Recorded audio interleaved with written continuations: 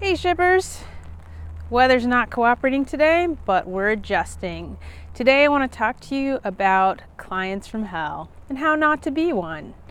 So I went to my WP Elevation mastermind group and I asked them for some examples of common pitfalls that clients fall into that can seriously sabotage the results of your web project.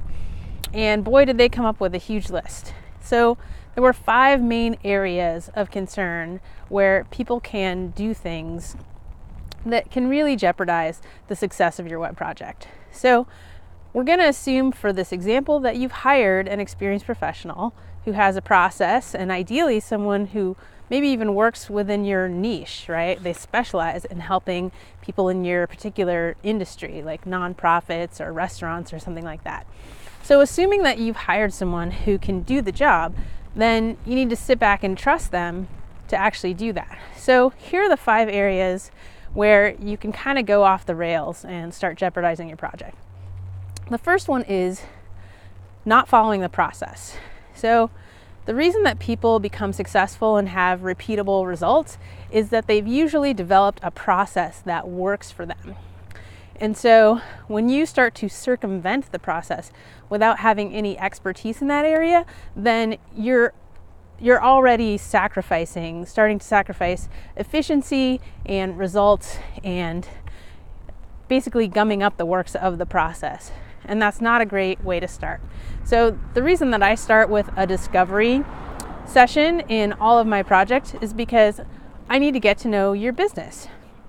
And most professionals worth their salt are going to want to know what your goals are and what you define as success in the project. So that process is really important.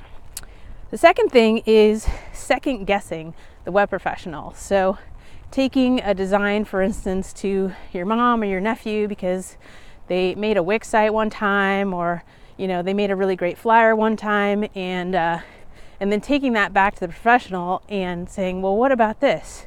And these are real examples. I'm not making this up. All right, the third thing is short-term thinking. So if you think you're going to put up a website and then everybody's going to flock to it and money's going to rain down, I have sad news for you. Websites are an ongoing process, and you need to have a plan to market them and to continually improve them. And so if you're spending all your time and energy just on getting the website itself and you leave nothing for continuing improvement and marketing, then you're going to seriously hamper your results. The fourth thing is ghosting. It's not just for dating anymore. I have experienced this and have other colleagues who've experienced this, where clients just disappear for long stretches of time. And then on top of that, sometimes they come back and then they're in an all-fired hurry and they want to launch tomorrow. And that's just not realistic, and it's not going to happen.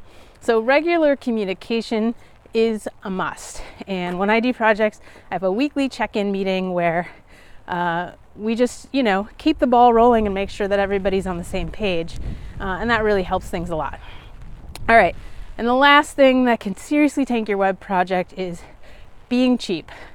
Now, I've talked about what to do if you're on a budget, and you can go and check out that video. But if you're trying to get a BMW website on, a smart car budget, that is not going to work out well for you. And it's probably going to backfire pretty big. I've seen people waste literally thousands of dollars by trying to go the cheap route and then getting something that doesn't actually work. So the cheapest way to get a website is to do it correctly the first time. And I have lots of options and suggestions if you are on a budget on how you can do that. And you can go back and you can check out the website that I made in a single day with one of my clients, where we got a great result between 9 a.m. and 6 p.m. So there's definitely things you can do, and there's options out there for you if you're not ready for the big budget, supercharged website yet. All right, well, I hope that is helpful for you, especially if you are about to embark on a redesign or a new web project. If you like these videos, go ahead and subscribe to my YouTube channel if you're watching this on YouTube. And head on over to carveldigital.com/tools and you can sign up to get all the tools that I use to make my tech life easier. Thanks for watching, and I'll see you next time.